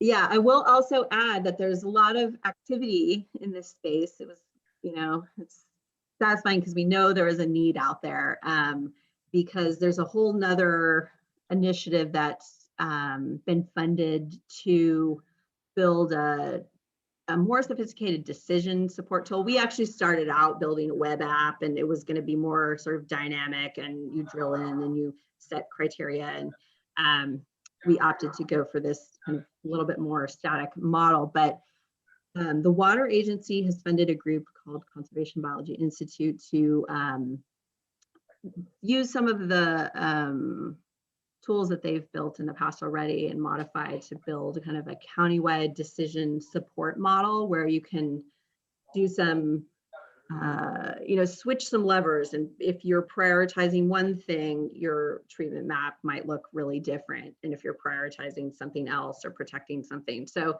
being able to have some flexibility in setting criteria and developing treatment plans out of it. So that's going to be a much more robust decision support and a lot of development. It's a $600,000 project. So there's a lot of resources that will, so I think there might be room for them to do that part of the, custom GIS usership part of our audience, which we assessed was important, but it was, not as many people, we thought we could reach a lot of people with this model quicker and then start working on identifying the use requirements out there. So our tool will be collaborating with the other tools so that we don't end up with two tools that sort of do this, it was the same thing that happened with Stephanie. They were building this pilot project in Lake Sonoma, and I just said, oh, we cannot have two of these things to confuse people with. So we'll be working really closely with the upcoming decision support tool as well. Great, thank you for that very complete answer. I appreciate the whole perspective. And then I don't want to be the one to call on people, but I see that Dee has her hand raised, and So maybe Dee go next, and then anyone else who wants to jump in. There's a couple comments in the chat too, and I invite those folks to just say their questions out loud. Yes, Tasha, I just wanted to see if the forest working group was on your resources list, and if not, maybe we should ask to be on it. Okay. I don't know, and I could check, but yes, absolutely will put you on there if it is not. Okay. This group has been always our sort of one of our key targets for getting feedback from, as well as directing people to engage with. So thank you for that, Dee. Great. Hey, Tasha, this is Kim Batchelder. I wondered if you had any, I didn't see any kind of like permits required to do certain management activities. Do you describe that in anywhere where you're kind of like, how do you work with the air quality board and you know, what kinds of CEQA is required? So I'm just wondering from the perspective of a private landowner, can you encourage that, or is that something that's beyond the scope?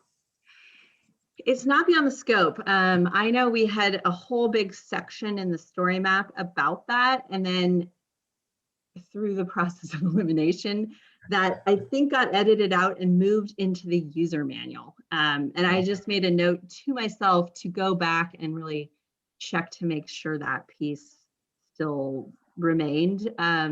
Because it's super important. I know I was on point for writing those sections, and it took me a lot of time to try to figure out from these websites what they were actually asking, what they require. I mean, there's a whole expertise in it that was hard for me as someone who's kind of eating and breathing this for the last couple of years to even process. So I think that's a really important comment. And if we haven't addressed that, I'm gonna kind of look back to what we have on that. Do you have any existing resources to like point people to? I don't want to recreate the wheel. Yeah, right.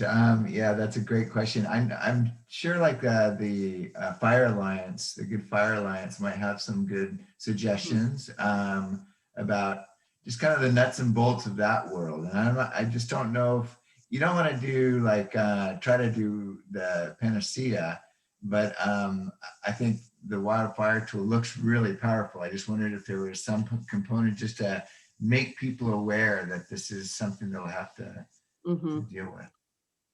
Yeah, that's a really important point. You know, we're sort of hoping we really, if we go back to, if you remember that diagram I showed, that's just our really high level flow chart of like, what do you do first?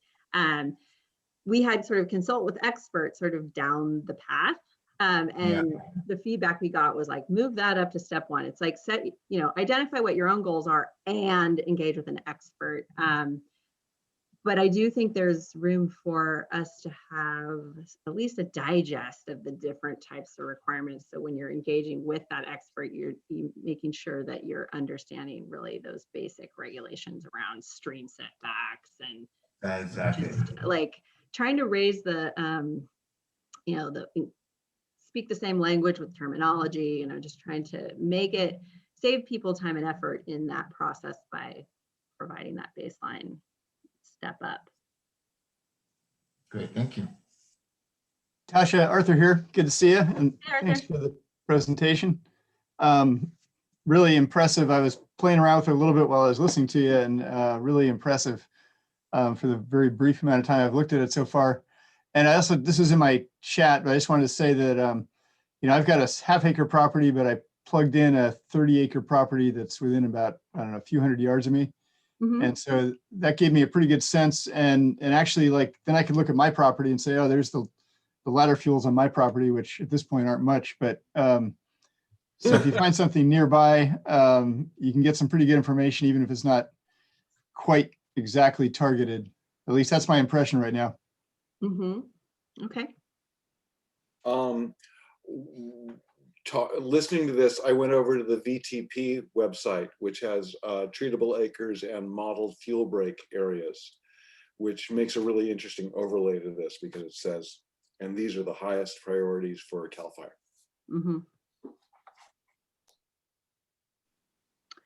Fred, can you say a little more about your comment? Whether it's, I wasn't sure if there's an action specific in there that. I don't know if it's an action, but it's something certainly to be aware of. When you're looking for funding, we get funding first for CAL FIRE Dream fuel breaks.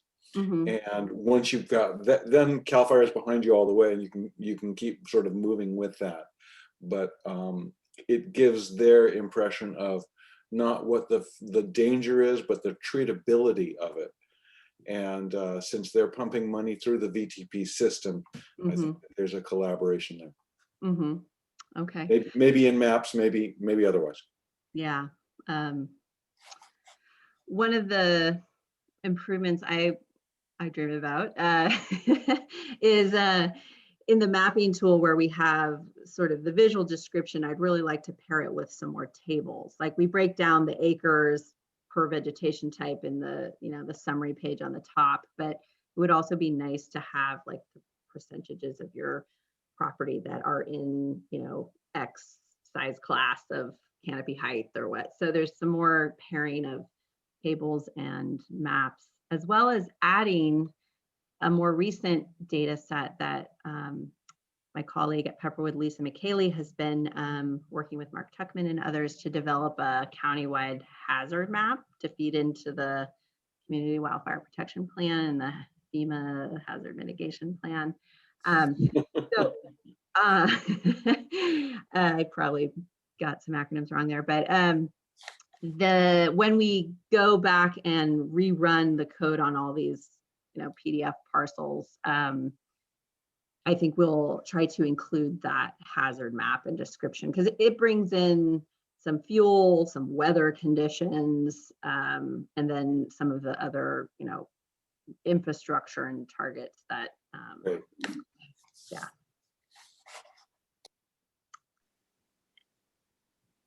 Are there any other comments? I really hope no one holds back. I worked prior to coming to Pepperwood for a decade doing kind of online tools and such. So the more honest people are, like, all I see when I look at this now is like all the things I need to fix. So I'm very open to hearing shortcomings. So please don't be shy. I had one little comment about I think it was on custom maps, and you go in, there's that sub kind of banner where you can go through in the story map part. Is that what you mean? Oh yeah, intro fuel treatment basics, out of balance fuels. I thought the title out of balance fuels maybe could be more accurately listed as like history of fuels or something like that. Just because that's kind of what it's about, right? Yeah, this is funny because boy, we spent a lot of time talking about this title. I was like, oh, it's an interesting title. I don't know what I'm going to get when I click on that. I agree with you. So thank you. Okay. That was my one tiny comment. And then there's a question in the chat asking, I think this is really getting to like restoration and stewardship objectives and how to get there. And it says, does the tool or report offer resources showing how to foster young trees, habitat, fauna, and water retention? So, yeah. The direct answer is no. We definitely tried to pull some of the biodiversity data in. That was one of our objectives from the beginning, was just really being concerned that, fuels management would not be done in sort of ecologically minded and appropriate ways per se. So we wanted to bring in biodiversity to the forefront.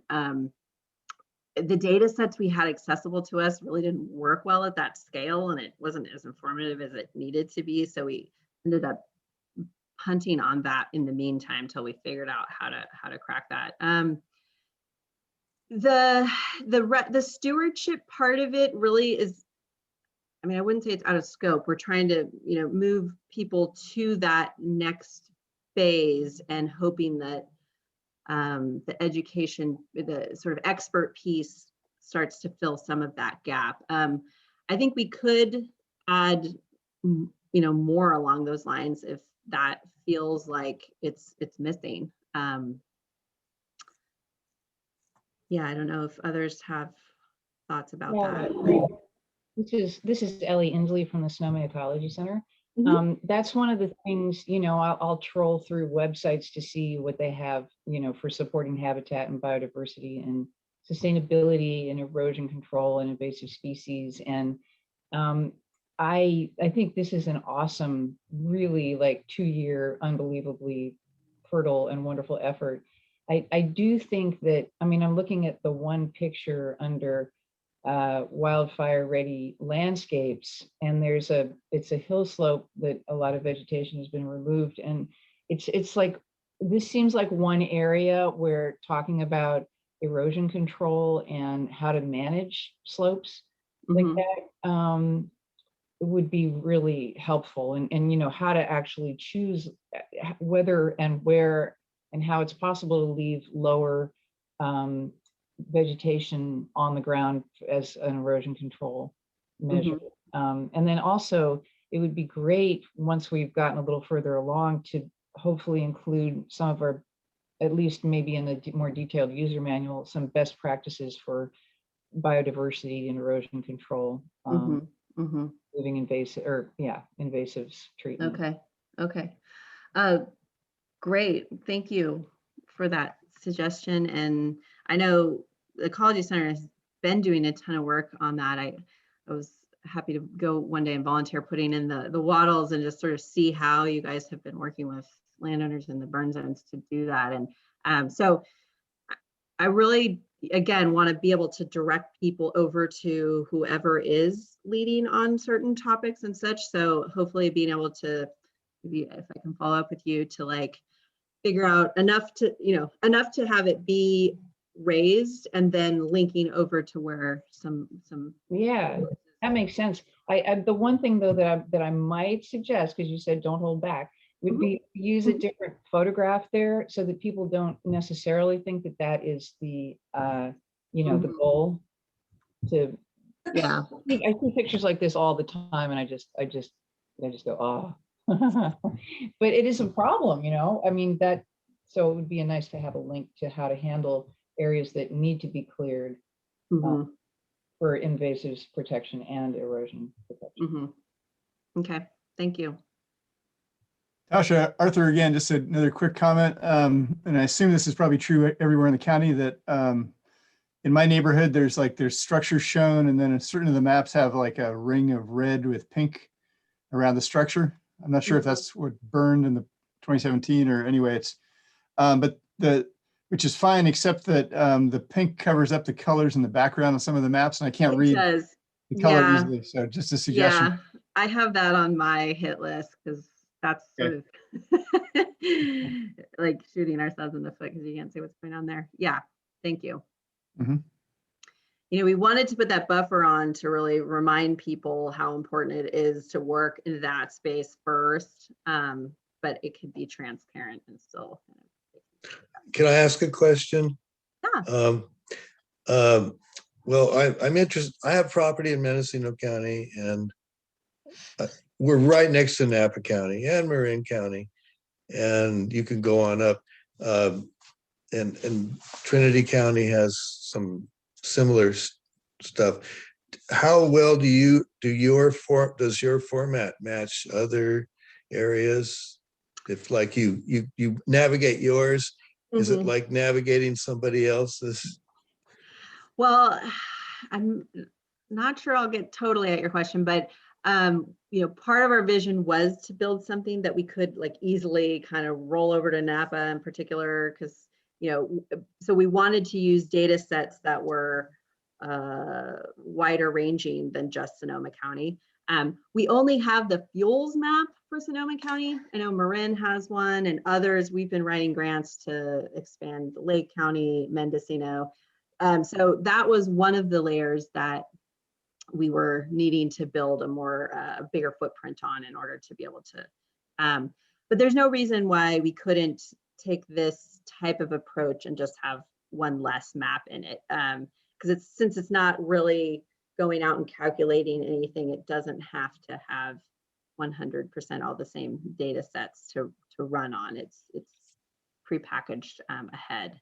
Does that get at your Yeah, it's just like, it's really nice if everyone did as good a job as you. And, but we're all trying. Yeah, Sonoma is an amazing place because we're, privileged to have so many good existing data sets. I will say that one of the Achilles heels of this is definitely that it's based on 2013 data, and much of the county has burned. And so, we really need to get LiDAR flown again so that we can update this layer and make this, much more relevant to actually what the majority of the landscape looks like right now. So I would say that's a limitation to be aware of. That's a great point, Tasha. And you don't know how good you have it until you have good, reliable LiDAR data. And then all of a sudden, we need better. It's like your eyes have been just overwhelmed by the amount of data that's presented in the LiDAR data. But yeah, I mean, it's really critical that we get another flyover and be able to upgrade that. So we hear you, and hopefully we can get that rolling as quickly as possible. Funding's obviously a big thing, and trying to coordinate with some of the federal agencies. Yeah, one of the needs that I really hope this tool evolves to fill more of, or that the larger countywide decision support tool will feed into, is that clear effort that's going on for groups to aggregate efforts across the, more than just the parcel, but those like the Sonoma County Collaborative, like the work that Talls is doing, like that's the scale at which we really need to be, attacking this problem. At least there is something now that helps people who are ready to go and want to make some action on the parcel scale as well. But being able to add, as someone pointed out, clearly the GIS file, being able to run this for a customizable footprint would be a kind of key need I see. Well, thank you, Tasha. I see that we're about 10 minutes over our allotted end time. So I just want to be respectful of everyone's days and say, if you need to go, feel free. And yeah, I just think it's cool. It's very cool to see where this mapping tool is right now and where you are headed, kind of what's on your wish list for improvements.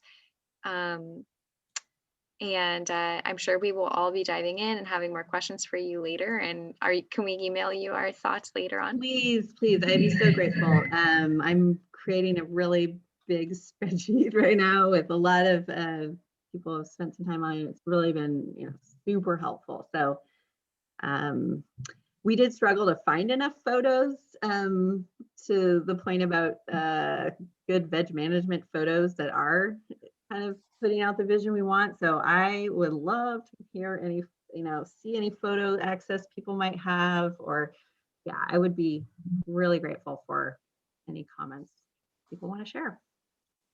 And photos too. Okay, we'll send you over our favorites. All right, well, thank you again. Thanks so much for helping us out, giving that presentation. Oh, thank you so much for the opportunity. It's great to be at this point. It's something to get feedback from. So we're ready. Awesome. Okay, thank you so much. All right, great. Everyone has a great day. Okay, thank you, everyone. We'll close the meeting here, but looking forward to seeing you again next month. And next month, we will be hearing a presentation from Kim's team over at the Open Space District on the Vital Lands Initiative. So stay tuned. All right, take care, everyone. Thanks, Adriana. Take care.